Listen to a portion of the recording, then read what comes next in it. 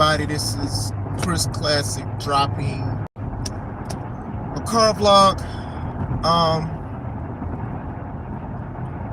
Nobody tells you, remember that God loves you, Christ loves you, and I love you as well. Pray for me, as you guys know what happened at C3 Ultimate Wrestling. Just give me time.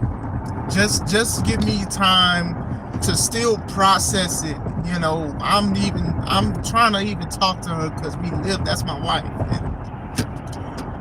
Just give it time. So like as time passes, I am still going to try to push out content for professional wrestling. So I just need you guys to pray for me, pray for my family and everything like that, because the kids, they don't know what's going on.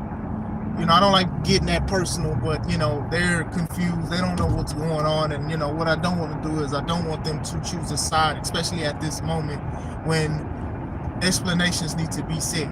So, make sure you subscribe to this channel, the Take It Home podcast, where I talk about professional wrestling topics and I put up my matches as Classic Alpha. Next month, it'll be 14 years in the business, so make sure you subscribe to look at the matches and stuff like that. You know, I'm trying to get the backbreaker debut. You know, that happened after everything that happened as well. Trying to get that footage. When I get that footage, I'll let you guys and gals see it.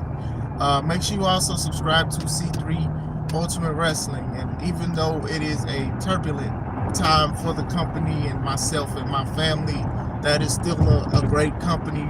Obviously, with great wrestlers and stuff. 20 is the next show, May 23rd. Harold's probably being you in Dyer, Indiana. Get your tickets, of course, $5 off on Eventbrite. But there'll be $5 more at the door. Please forgive me for just speaking slow. I'm just trying to push through this stuff. You know, I usually speak fast, I'm more vibrant, more loud. But like I said, I do want to speak about wrestling topics because I don't want to just keep you guys waiting because of what I'm going through. You know, as a man, you know, we can have emotions, but sometimes we got to put those emotions to the side to push out things that we want to do. And what I want to do is push out great content for you guys, whether it's C3 or the Take It Home podcast. All right, Vince McMahon is in the rumor mill and the swirl mill because, you know, Janelle Grant, she spoke about her time in WWE and stuff like that, and a lot of the charges were dropped. What's going on, Dom? A lot of the charges were dropped with her allegations. I've spoken about it. Like I said, a lot of people back in the day when people were doing shoot videos on YouTube before it became big, a lot of wrestlers have said that Vince has crazy desires and passions. He's manipulated people, not just women, but also men. Like, a lot of people have said a lot of things. So when the stuff came out, I wasn't upset. Let me say, I was just obviously disappointed, but I wasn't shocked. With her situation, I kind of didn't give her the same, like, grace or sympathy because she obviously knew what she was doing, long story short. And it was some things that she would do for money and all of this stuff. So it's just like, you know, especially with everything with the Me Too movement. Like, yeah, if you're doing stuff you're not supposed to do, you do need to get up out of there. You do need to be punished, arrested, the whole nine. But some people, they didn't get what they wanted, and then they turned around and said, oh, this is what happened, and I felt like this and I felt like that. So like I said, Vince definitely, I felt other people who knew about it needed to get up out of there as well. But still, so now Vince being off the hook, everybody has thought, like, when is Vince going to come back to WWE? I've always felt that way. I felt that Vince is going to come back by any means necessary. Now with charges dropped, he could come back. Also, you know, when Cena retired, there was a small little thing of Vince speaking about John, and John got like a little emotional. Like, you can tell that they have some kind of, you know, a big bond, right? Big bond, John Cena. But still, hey, what's going on? Still, but some were thinking that he's going to basically be part of the WWE through Saudi Arabia. Now, we all know the Crown Jewel and a whole bunch of other stuff. They do a lot of shows. WrestleMania is there next year. They just had the Royal Rumble. They're doing other things. They're going out there more often. So a lot of people are assuming that they are going to buy WWE from TKO, which I would not, I wouldn't say that won't happen. It's a possibility. People buy businesses all the time. They make it successful. They try to make a profit. They flip it. It's just like when people buy houses, people buy cars, video games, people buy clothes, a whole bunch of stuff. You put so much money into it, you try to get your money back, you try to get your return on investment, then you sell it. Saudi Arabia is doing a lot of stuff out there, you know. They're saying that Vince has investors there, allegedly, that's going to help him buy it so he can return to WWE. Now, if this happens, you can't really stop him. With Saudi Arabia, they have different rules, they have different guidelines, they have different things. This is why you see a lot of boxing fights and a lot of MMA fights and stuff in Saudi Arabia, because they don't have the same rules and regulations that we do. I'm not going to sit here and say I know what rules and regulations they have, but they're a lot different. They do a lot of things. You see a lot of mixed fights. You see men versus women. You see sports. You see a lot of things happening out there. There's rules and regulations that are definitely different, and especially with certain things with women and all of that stuff. You know, some will care and some won't care. I see him returning regardless. Not saying that as an owner, but I do see him just returning to WWE regardless, because as soon as charges drop or allegations stuff, you know, some people will just do that. Will TKO do it per se? Maybe. I don't think so. I don't know. Like I said, you know, Vince knew what he was doing when it came through certain things and certain situations that was coming up, because the allegations was coming around the time where Vince was selling the company and all of that stuff, and it was just like a big thing. You know, we were speaking about Endeavor. Remember that? We spoke about Endeavor more than TKO, but now we speak more about TKO than Endeavor. You know what I'm saying? So still, Vince coming back is still a possibility. I don't know how. It's just like you don't know how. It's more about when, right? Because we just know that that is Vince's baby. And you know he wants to come back somehow at any capacity, and if he can have any input, he would. You know, we're looking at even Triple H. You know, people are upset with like how the company's being ran under Triple H, and it's just like, you know, even with this box that's supposed to be opened on the 28th. You know, that's very Vince McMahon-ish. You know, remember Vince McMahon had that egg, the Fabergé egg, because they was promoting The Rock's movie that was on Netflix, and they was walking around with the egg. Like, they do stuff like that's his daddy's son. Like, in-laws or not, he learned the business. He learned a lot of business from Vince McMahon. So my thing is, Vince knew how to talk to people, and I hate saying it like this because you shouldn't lie, but Vince knew how to lie.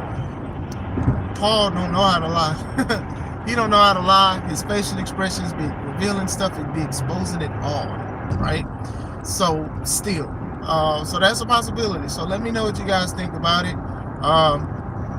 As long as it's TKO gonna keep him at a distance. They'll probably show videos and stuff like that. But if the Saudi Arabian and investors do buy it, we will see Vince. And like I said, I do think a lot of companies, a lot of sports and stuff, they're going to Saudi Arabia. They're going to make a lot of money.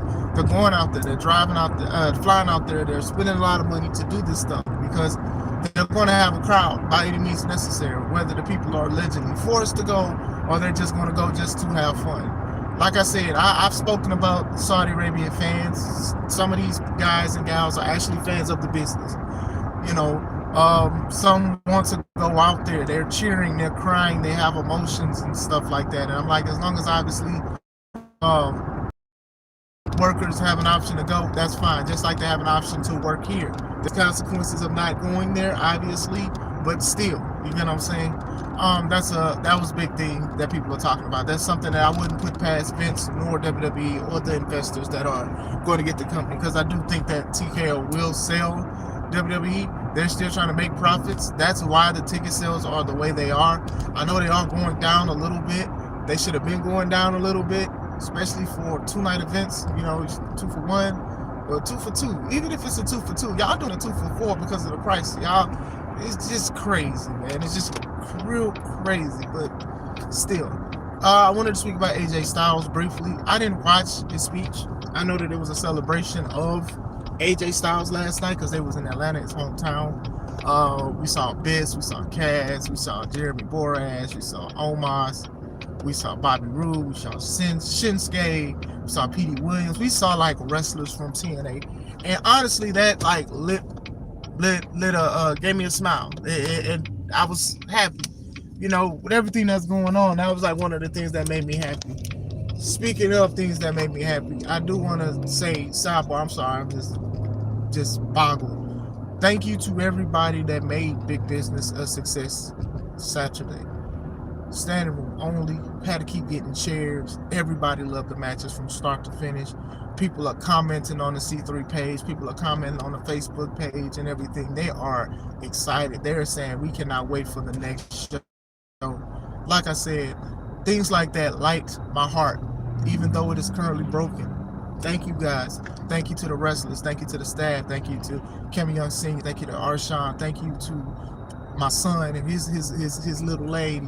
Thank you to everybody that was there selling food and the fans and stuff, buying merch and stuff. Thank you guys. Thank you guys. My broken heart is filled, but it is leaking because it is broken, if that makes sense. Thank you guys. But going back into it, it was cool to see a lot of the TNA wrestlers. You know, Abyss is, you know, he's a producer now for WWE, and it was cool to see the guy look like Abyss. It was good to see Frankie. It was good to see a lot of these guys, because when I was younger and TNA came on, I was looking at it and I was like, man, this is different. This is a different way. You see the AJ Styles, Samoa Joes, Christopher Daniels, Abyss, Sabu was there, 3 Live Crew, which was R-Truth, Conan, and Road Dogg. I remember this stuff, and AJ was just one of the ones that was just up there. And a lot of people had dream matches of him being the face of TNA versus John Cena, who was the face of WWE, and they delivered every match. And I remember all of that stuff. And we know that he lost Gunther and had to retire, and he didn't put his gloves in the middle of the ring. He put them in the middle of the ring in Atlanta, where he's from. And, you know, he spent time with the family. Everybody was standing out. This is paraphrasing because, like I said, I didn't watch. I saw clips. I saw a few clips or whatever. Then Undertaker comes out. Undertaker is like the guy that invites you to the Hall of Fame at this point, because he did it to Stephanie. Now he did it to AJ Styles, and I say well deserved. A person who wrestled in almost every major company on television outside of AEW. Think about that. This man wrestled for WCW. I remember Air Styles, Air Paris, and stuff like that. The Air Ray. I remember them. I'm not gonna sit there and say I watched WCW for them, but I do remember the matches. I remember like when I bought like the best of the WCW DVD. I think it was the Rise and Fall. They have one of his matches as a tag team with his team partner or whatever. Like, that's how long he's been in the business, and the fact that he can still do what he was doing. It's sort of like Shawn Michaels in a way, how Shawn Michaels retired after facing Undertaker, but it was like we definitely felt that he still had it. And then, you know, the situation happened in Saudi Arabia and he didn't have it. Neither did the Undertaker, Triple H, and McCain. Smile, another smile. But anyway, yeah, the man has had a historic run. I don't think he wrestled in ECW neither, but still.